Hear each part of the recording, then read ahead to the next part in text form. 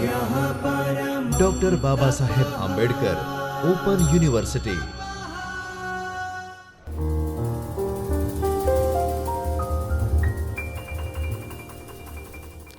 નમસ્કાર વિદ્યાર્થી મિત્રો. ડૉક્ટર બાબા સાહેબ આંબેડકર ઓપન યુનિવર્સિટીના જ્યોતિર્મય પરિસર ખાતે આવેલ ચૈતન્ય સ્ટુડિયોમાંથી હું કૃણાલ મિસ્ત્રી, આસિસ્ટન્ટ પ્રોફેસર ઓફ કોમર્સ, આપનું હાર્દિક સ્વાગત કરું છું. મિત્રો, આજે આપણે પ્રથમ વર્ષ બીકોમમાં માનવ પર્યાવરણ કે જેનો કોડ છે BCHEN 107, જેની અંદર ભાગ 3માં એકમ નંબર 12 કૃષિ અને પર્યાવરણ વિશે ચર્ચા કરીશું. વિદ્યાર્થી મિત્રો, ગઈ વખતે આપણે જે જંતુનાશકો અને ખાતરોનો ઉપયોગ કઈ રીતે કરવામાં આવે છે કૃષિમાં અને એનાથી પર્યાવરણ પર શું અસરો થાય છે, સાથે સાથે તે પર્યાવરણની ચિંતાઓ ઘટાડવા માટે આપણે કયા વિકલ્પોનો ઉપયોગ કરી શકીએ, તે તમામ પોઈન્ટ સમજ્યા હતા. આજે તેનાથી આગળ આપણે સમજીશું કે જેની અંદર કૃષિ અને પર્યાવરણીય સંતુલનમાં જે ટેકનોલોજીકલ નવીનતાઓ આવી છે, તો એ નવીનતાઓ કઈ કઈ છે અને તે કઈ રીતે મદદ કરે છે કૃષિમાં, તે સમજીશું. ત્યારબાદ પર્યાવરણને અનુકૂળ કૃષિને પ્રોત્સાહન આપવા માટે જે સરકારી નીતિઓ છે તેની ભૂમિકા શું છે, તો એ કઈ કઈ સરકારી નીતિઓ બહાર પાડવામાં આવે અથવા તો એ બહાર પાડેલી છે તેના વિશેની સમજણ મેળવીશું. સૌથી પહેલાં કૃષિ અને પર્યાવરણીય સંતુલનમાં જે ટેકનોલોજીકલ નવીનતાઓ આવી છે, તો કઈ કઈ નવીનતાઓ આવી છે તે એક પછી એક જોઈશું. પણ એ પહેલાં કે કૃષિ હંમેશા માનવ સભ્યતાના હૃદયમાં રહેલી છે અને જે ખોરાક, કાચો માલ અને આર્થિક સ્થિરતાનો પાયો પૂરો પાડે છે. હવે વધતી જતી જે વૈશ્વિક વસ્તી છે, આબોહવા પરિવર્તન છે અને કુદરતી સંસાધનો છે, તે અધોગતિ સાથે કૃષિ નોંધપાત્ર પડકારોનો સામનો કરવો પડે છે. બરાબર, તો આ એક સમસ્યા છે, કારણ કે વધતી જતી વસ્તીના લીધે પાક પણ વધારે જોઈશે. બરાબર, કારણ કે ખોરાક વધશે લોકોના, અને એના લીધે બીજું આબોહવા પરિવર્તનના લીધે પણ કૃષિ પર એક પડકારનો સામનો કરવો પડે છે. સાથે સાથે જે કુદરતી સંસાધનો છે તે પણ ઓછા થતા ગયા છે, તો એના લીધે પણ આપણે શું થાય છે કે જે કૃષિ કરવામાં જે સરળતા હતી તે હવે રહી નથી, અને એટલા માટે જે પડકારો છે સામનો કરવો પડતો હોય છે. અને આ બધા મુદ્દાઓને ઉકેલવા માટે કૃષિ ક્ષેત્રે ઉત્પાદકતા, ટકાઉપણું અને પર્યાવરણીય સંતુલન સુધારવા માટે તકનીકી નવીનતાઓનો તરફ વળ્યા છે. એટલે નવી નવી ટેકનોલોજીનો અહીંયા ઉપયોગ કરવામાં આવે છે. એના લીધે આપણે જે કૃષિ ક્ષેત્રે વધુમાં વધુ ઉત્પાદન કરી શકીએ, ટકાઉપણામાં ધ્યાન આપી શકીએ અને પર્યાવરણીય સમસ્યાઓ છે તે આપણે ઘટાડી શકીએ, તે અહીંયા ધ્યાન રાખવામાં આવ્યું છે. તો કૃષિમાં ટેકનોલોજીકલ પ્રગતિ પાકની ઉપજ વધારવા માટે, સંસાધનોનો ઉપયોગ ઘટાડવા માટે અને ખેતીની પર્યાવરણીય અસર ઘટાડવાની ક્ષમતા ધરાવે છે.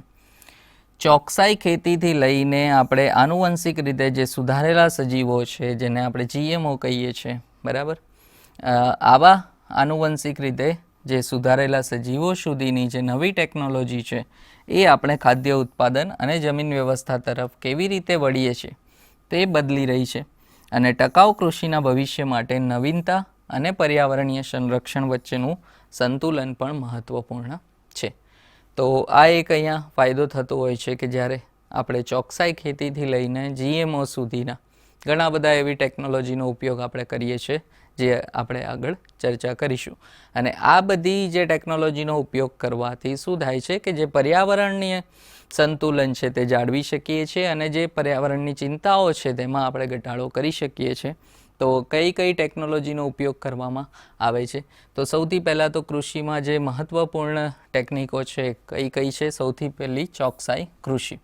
બરાબર, ચોકસાઈ કૃષિમાં આપણે સમજીએ તો પ્રિસિઝન એગ્રીકલ્ચર જેને આપણે કહીએ છીએ, એક અદ્યતન ખેતી ટેકનિક છે કે જેમાં પાકને ખેતી સંબંધિત ક્ષેત્ર સ્તરીય વ્યવસ્થાપનનું નિરીક્ષણ અને ઓપ્ટિમાઇઝ કરવા માટે ટેકનોલોજીનો ઉપયોગ કરવામાં આવે છે. બરાબર, એ આપણે પિક્ચરમાં જોઈ શકીએ છીએ કે કઈ રીતે એનો ઉપયોગ કરવામાં આવે છે. ચોકસાઈ કૃષિ કે જ્યાં પાક, કયા પ્રકારનો પાક આ જમીનમાં ઉગાડી શકાય, કેટલી જમીન તેના માટે ઉપયોગમાં લઈ શકાય, તે તમામ વસ્તુ અહીંયા આપણને સમજાવે છે. આ ટેકનિકથી શું થાય કે જે જમીનનું સ્વાસ્થ્ય છે, હવામાન પરિસ્થિતિ છે, પાક વૃદ્ધિ વિશે વાસ્તવિક સમયની માહિતી આપણે એકત્રિત કરી શકીએ છીએ. અને એના માટે અલગ અલગ સાધનોનો ઉપયોગ થાય છે. ઉપગ્રહો છે, ડ્રોન છે, સેન્સર છે, જીપીએસ સિસ્ટમ છે. એના પરથી ડેટા પ્રાપ્ત કરીને આપણે આ બધી માહિતી મેળવી શકીએ છીએ. બરાબર. તો આવા અલગ અલગ સાધનોનો ઉપયોગ કરી આપણે એ સમજી શકીએ કે અહીંયા આપણે કેટલો પાક ઉગાડી શકીશું, સાથે સાથે તે ઉગાડવા માટે આપણે હવામાન જે પરિસ્થિતિ છે તે બરાબર છે કે નહીં, ત્યાં આગળ જે જમીનનું સ્વાસ્થ્ય છે બરાબર છે કે નહીં, પાકની વૃદ્ધિ માટે કેટલો સમય લાગશે, તે તમામ માહિતી અહીંયા મેળવી શકીએ છીએ. બીજું, આ ડેટાનો ઉપયોગ કરીને ખેડૂતો ક્યાં વાવેતર કરવું, કેટલું પાણી વાવવું, ખાતર ક્યારે નાખવું, ક્યાં જંતુનાશકોનો ઉપયોગ કરવો, આ બધી જ માહિતીપ્રદ નિર્ણયો ત્યાં લઈ શકે. અને એનાથી શું થાય, જે સંસાધનો છે એનો વધુ કાર્યક્ષમ ઉપયોગ થાય અને પર્યાવરણ પર એની અસર પણ ઓછી થાય. તો આ એક ચોકસાઈ કૃષિ, કે ચોક્કસ જ્યાં જરૂર છે ત્યાં જ કૃષિ કરવામાં આવે. ગમે ત્યાં ગમે તે પાક ઉગાડી દઈએ પછી શું થાય, ખાતરોનો વધુમાં વધુ ઉપયોગ કરવામાં આવે કે ભાઈ એ પાક ઉગતો નથી તો પછી રસાયણોનો ઉપયોગ કરવામાં આવે, એનાથી જમીનને નુકસાન થાય, સાથે સાથે આગળ જે આપણે ચર્ચાઓ કરી તે બધા પર્યાવરણીય સમસ્યાઓ ઊભી થાય. તો તેવું ના થાય એના માટે આ એક ટેકનિકનો ઉપયોગ કરવામાં આવે છે. તો સૌથી પહેલું જે ચોકસાઈ કૃષિ છે તે ડ્રોન અને રિમોટ સેન્સિંગ.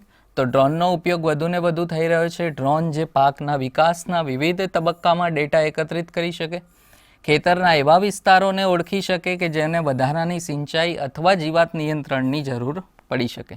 બીજું, રિમોટ સેન્સિંગ એ ટેકનોલોજી એ છે કે ડ્રોન સાથે સંકલિત કરી શકાય. બરાબર. અને જમીનની જે ભેજ, પોષક તત્વોના સ્તર અને છોડના સ્વાસ્થ્યમાં ફેરફાર શોધવા માટે ઉપગ્રહ અથવા હવાઈ છબીનો ઉપયોગ કરી શકીએ. બરાબર. તો અહીં પિક્ચરમાં આપણે જોઈ શકીએ છીએ કે ડ્રોનની સાથે સાથે રિમોટ સેન્સિંગનો પણ ઉપયોગ કરવામાં આવે છે કે જેનાથી આપણે જમીનનું જે સ્વાસ્થ્ય છે, છોડનું સ્વાસ્થ્ય છે તેના વિશેની આપણે સમજણ મેળવી શકીએ. સાથે સાથે જીવાત નિયંત્રણની જે જરૂર છે એ કેટલી છે તે પણ આપણે સમજી શકીએ.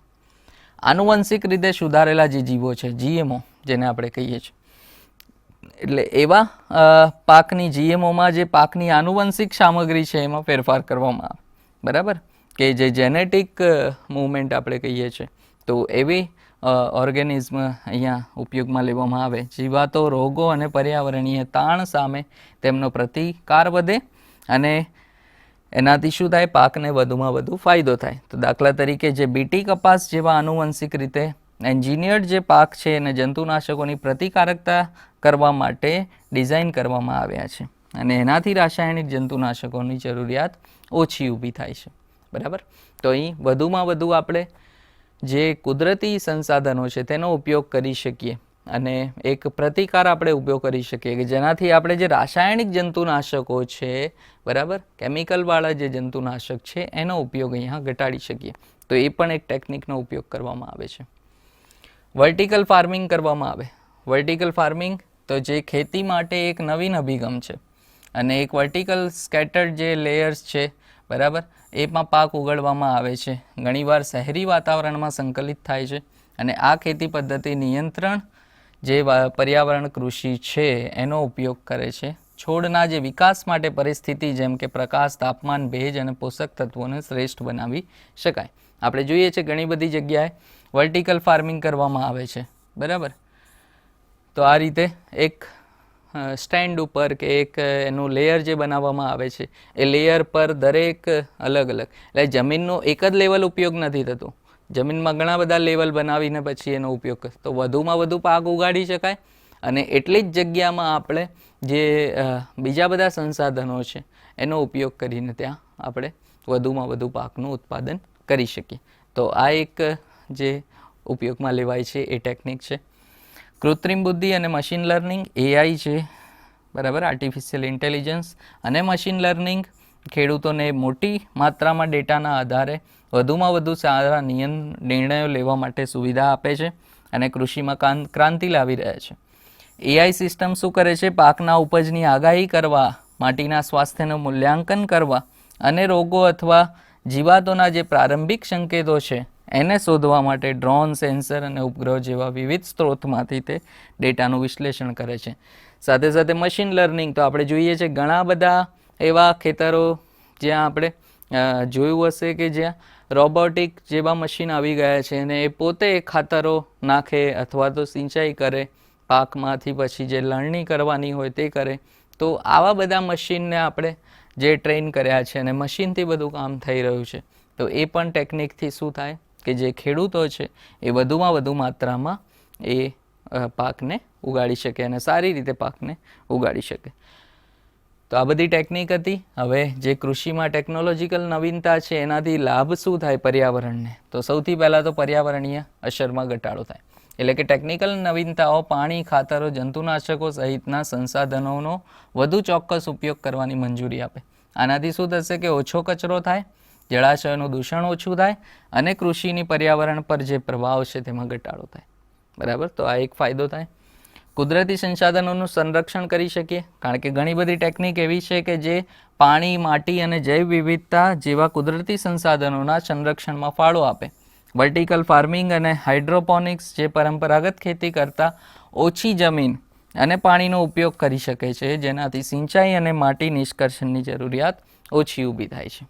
બરાબર, વર્ટિકલ ફાર્મિંગ જે આપણે સમજ્યા કે ઓછી જમીનમાં આપણે વધારે પાકનો આપણે ઉગાડી શકીએ અને એનાથી શું થાય છે કે જે સિંચાઈ છે અથવા તો જે માટી નિષ્કર્ષણ છે તેનું અહીંયા જરૂરિયાત ઓછી થઈ જાય છે. તો આ પણ એક ફાયદો થાય.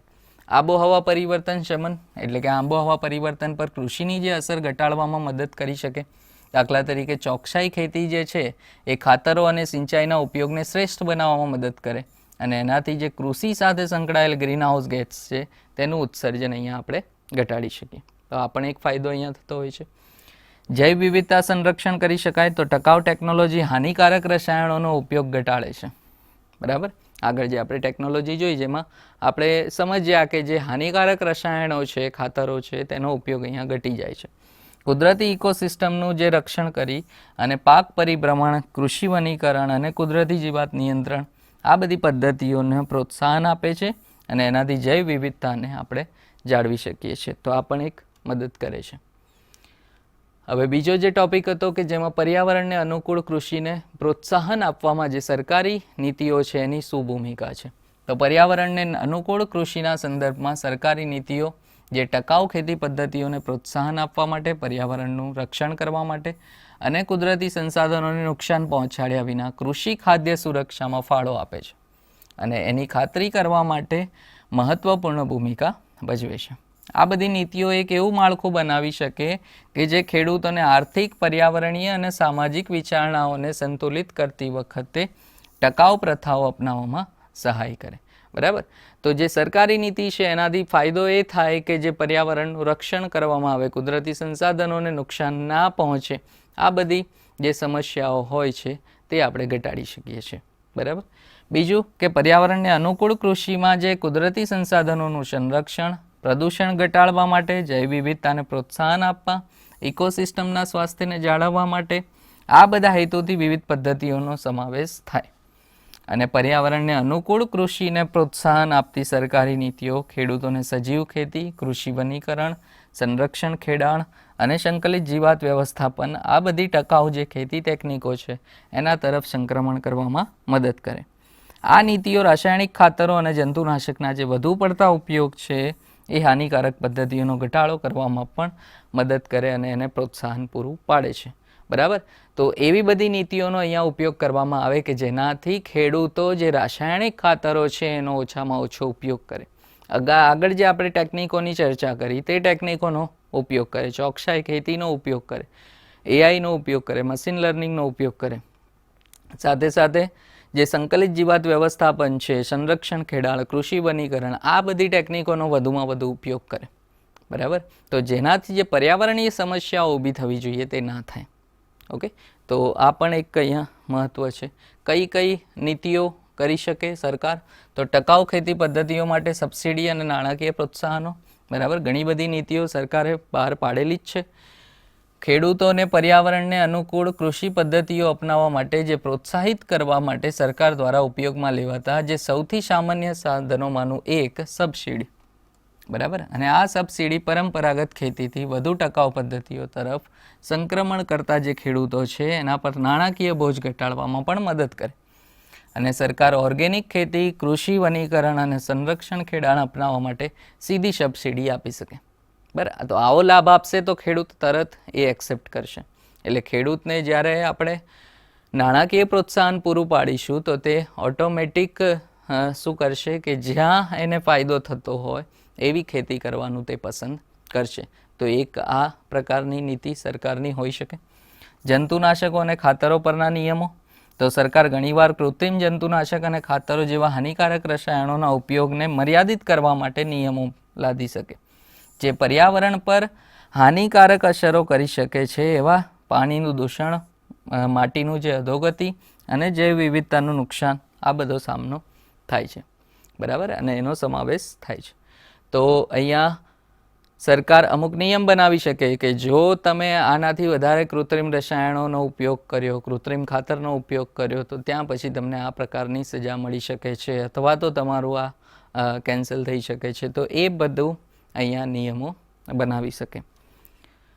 સાથે સાથે સંશોધન અને વિકાસ સપોર્ટ આપી શકે કે સંશોધન અને વિકાસમાં રોકાણ ખૂબ જ મહત્વપૂર્ણ છે, કારણ કે સરકાર એવી સંશોધન સંસ્થાઓ અને યુનિવર્સિટીઓને ભંડોળ પૂરું પાડી શકે કે જે દુષ્કાળ પ્રતિરોધક પાક, કાર્બનિક ખેતી તકનીકો અથવા વૈકલ્પિક જંતુ વ્યવસ્થાપન ઉકેલો જેવી ટકાઉ ખેતી તકનીકો વિકસાવવા પર ધ્યાન આપે. બરાબર, તો આવી બધી સંસ્થાઓ, સંશોધન સંસ્થાઓ, યુનિવર્સિટીઓ હોય તો એને ભંડોળ પૂરું પાડે, જેનાથી નવી નવી ટેકનિકોનો તે લોકો શું કરે, શોધ કરે, અને તે નવી નવી ટેકનિકો શોધ્યા પછી ખેડૂતો તેનો ઉપયોગ કરી શકે, જેનાથી શું થાય, વધુમાં વધુ જે ઉત્પાદન છે તે આપણે કરી શકીએ. જમીન ઉપયોગ નીતિઓ અને ઝોનિંગ કાયદા બનાવી શકાય. જમીન ઉપયોગ નીતિઓ જમીન વ્યવસ્થાપન અને સંરક્ષણ પ્રયાસોને નિયંત્રિત કરીને પર્યાવરણને અનુકૂળ કૃષિ પદ્ધતિઓ અપનાવવા પર પ્રભાવ પાડી શકે. સરકાર જમીન માલિકોને વન્યજીવન સંરક્ષણ, જૈવ વિવિધતા સંરક્ષણ અથવા કાર્બન જપ્તી માટે જે વિસ્તારો છે તે અલગ રાખવા માટે પ્રોત્સાહિત કરી શકે. તો ઝોનિંગ બનાવી શકાય કે ઝોન, આ પ્રકારના ઝોનમાં આ વસ્તુ થવી જોઈએ, આ પ્રકારના ઝોનમાં આ ખેતી થવી જોઈએ. તો એ બધા બનાવીને અમુક કાયદા લાવી શકાય. પ્રમાણપત્ર અને લેબલિંગ કાર્યક્રમ કરી શકાય કે ઓર્ગેનિક સર્ટિફિકેશન, ફેર ટ્રેડ અને જે સસ્ટેનેબિલિટી લેબલ્સ છે જેવા સર્ટિફિકેશન પ્રોગ્રામ્સ ખેડૂતોને તેમના ઉત્પાદનોને અને પર્યાવરણને અનુકૂળ તરીકે જે ઓળખવાની અને ટકાઉપણાને મહત્ત્વ આપતા ગ્રાહકોને આકર્ષવાની મંજૂરી આપે છે. સરકાર આ સર્ટિફિકેશન પ્રોગ્રામ્સ જે સ્થાપિત કરી શકે છે અને લાગુ કરી શકે છે, જેથી ખાતરી કરી શકાય કે ઉત્પાદનનો નિર્ધારિત પર્યાવરણીય અને સામાજિક ધોરણોને પૂર્ણ કરે છે. બરાબર, તો સરકાર આ પણ એક કરી શકે અલગ અલગ કાર્યક્રમ, જેમાં પ્રમાણપત્ર અને લેબલિંગ લગાવી શકાય. બરાબર, કે જે ઓર્ગેનિક ખેતી કરે છે અને જે ફેર ટ્રેડ બનાવી શકાય, એનાથી શું થાય, ખેડૂતોને પ્રોત્સાહન મળશે અને પોતાનું જે ઉત્પાદન છે એ ડાયરેક્ટ ગ્રાહક સુધી પહોંચાડી શકશે. પાણી વ્યવસ્થાપન નીતિનો ઉપયોગ કરી શકાય કે ટકાઉ પાણી વ્યવસ્થાપન મહત્વપૂર્ણ છે.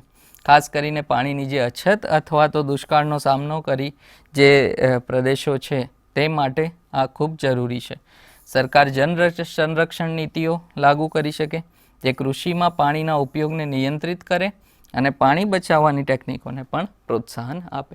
બરાબર, તો જ્યાં પાણી ઓછું છે એવા રાજ્યોમાં અને એવા પ્રદેશોમાં આ પ્રકારની નીતિ હોય તો તે ખૂબ અહીંયા મહત્ત્વ ભજવતી હોય છે.